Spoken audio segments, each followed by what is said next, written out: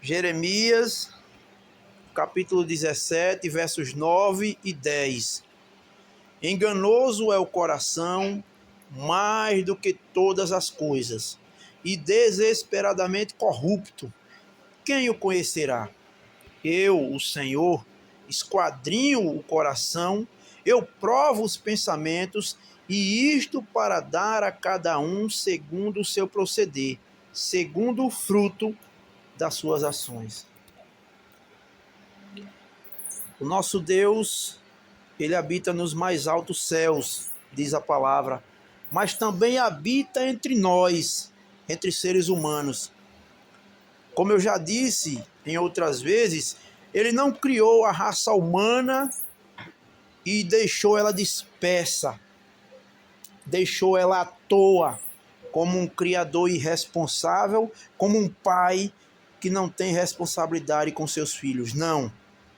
Ele criou e ele sustenta, ele mantém, ele aconselha, ele orienta, ele ordena, ele disciplina, ele castiga, ele salva, ele justifica, ele perdoa, ele tudo. Tudo que nós pudermos imaginar procede de Deus. A única coisa que não procede de Deus é o pecado. Deus não é o autor do pecado, ele não pode pecar, pois a sua natureza é perfeita e santa e justa. Ele é santo, santo, santo.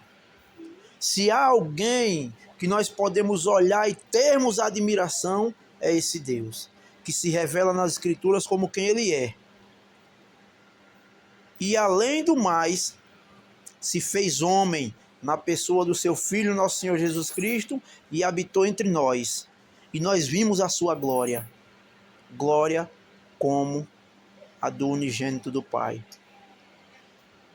O profeta Jeremias, em seu tempo, muitos anos antes de nós, obviamente, ele escreveu aqui, inspirado pelo Espírito Santo, algo que naquele momento Deus havia revelado a ele e ainda hoje continua sendo a mesma coisa. O ser humano em si é exatamente isto. É um homem de coração enganoso. É um homem de coração desesperadamente corrupto. Jeremias descreveu exatamente aquilo que o homem era, aquilo que o homem é e aquilo que o homem será, a menos que este homem se converta a Cristo. E então ele se torna uma nova criatura. Deus arranca de si o coração de pedra e coloca um coração de carne. Deus arranca de si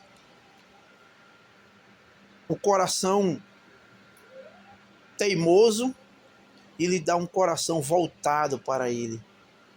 Um coração que ouça a Deus e que se submeta, que obedeça, que haja conforme a vontade do seu Criador. Então Jeremias disse: enganoso é o coração, mais do que todas as coisas. Então quando você vê alguém dizer assim, eu não gosto desses políticos porque eles são enganadores, eles são corruptos, eles só querem roubar. Jeremias diz: não são eles, é toda raça humana. Existe uma música de um cantor que ele diz: quer conhecer a pessoa? Dê poder a ela. Quando uma pessoa é envolvida de poder, ela muda completamente o seu modo de ser. A menos que ela seja uma pessoa segundo a vontade de Deus, porque a palavra do Senhor diz que se nós formos fiel no pouco, sobre muito ele nos colocará. Mas se nós não formos fiéis no pouco, no muito também não seremos. porque tudo provém de Deus. A fidelidade é um dom de Deus, vem de Deus. É Deus agindo em nós para sermos pessoas diferentes das demais. E somente em Cristo uma pessoa pode ser diferente, pode ser uma nova criação. Enganoso é o coração mais do que todas as coisas. E não apenas isso, mas desesperadamente corrupto. Quem o conhecerá? Eu não conheço o coração de nenhum de vocês que está aqui. Não tenho essa capacidade. Muitas vezes eu sou enganado até pelo meu próprio coração, que eu acho que ele não é aquilo e de repente ele se revela como aquilo que realmente ele é, mal. Às vezes eu penso que não sou tão mal assim.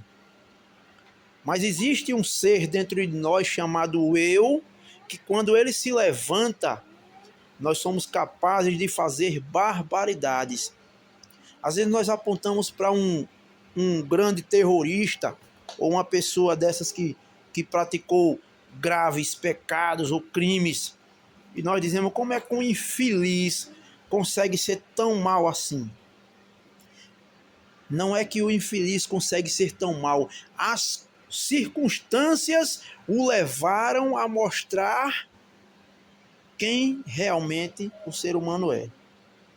Ele deixou essa maldade se desenvolver a ponto de mostrar tão grande perversidade. Mas qualquer ser humano tem a mesma capacidade daquela pessoa que você julga ser mal. Não se engane. Você é igualzinho. As circunstâncias podem lhe levar a fazer menos mal ou mais mal. Porque o coração, ele verdadeiramente é corrupto. Quem o conhecerá? Só tem um que conhece o coração. Verso 10, ele diz assim: eu, o Senhor, esquadrinho o coração.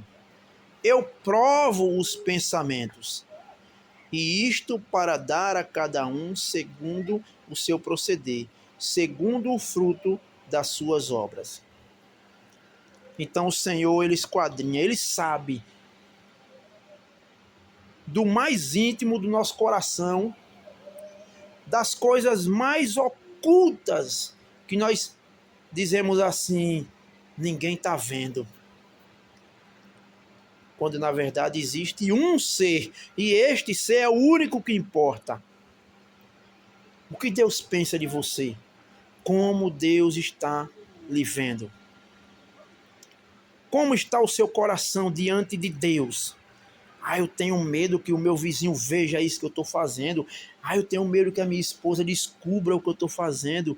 Eu tenho medo que o meu pai veja ou ouça ou descubra o que eu estou fazendo. A sua esposa, se você estiver traindo ela, de repente ela pode lhe deixar. E você vai viver a sua vida livre. E ela vai procurar outro matrimônio com a pessoa que o Senhor colocar na vida dela. Os seus pais irão, de repente, lhe disciplinar, lhe castigar, lhe dar uma pisa, lhe dar um castigo, né? Ficar aborrecido com você. O seu patrão pode lhe demitir se ele souber o que você anda fazendo de oculto. Os seus vizinhos irão falar mal de você se eles souberem o que você anda fazendo. Mas e Deus? O que Deus fará com você? Sabendo, não é se ele souber, ele sabe de todas as coisas. Ele esquadrinha o coração e prova os pensamentos. E para quê? Continuando o versículo: e isto para dar a cada um segundo o seu proceder, segundo o fruto das suas ações. Então tem pessoas que estão praticando maldade desde muito tempo e pensa que no final as coisas vão dar bem para ela.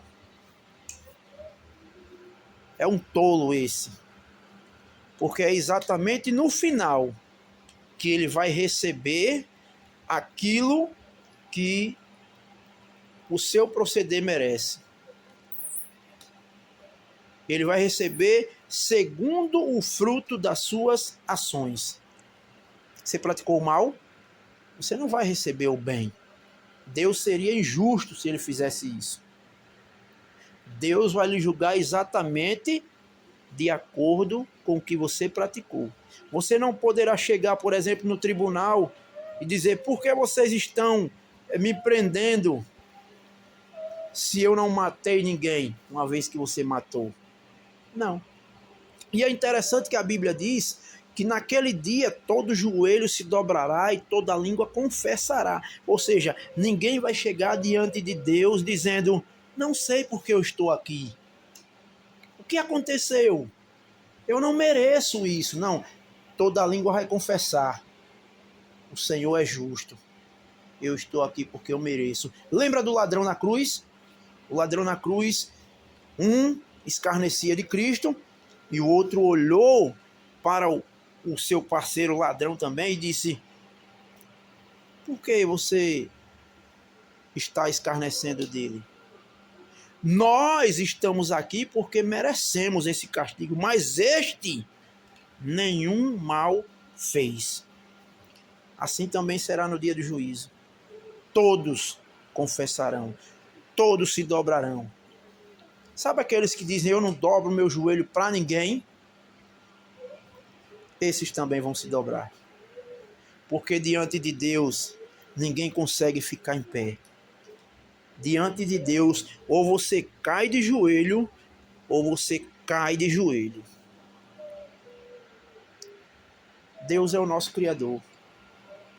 Ele é o Todo-Poderoso.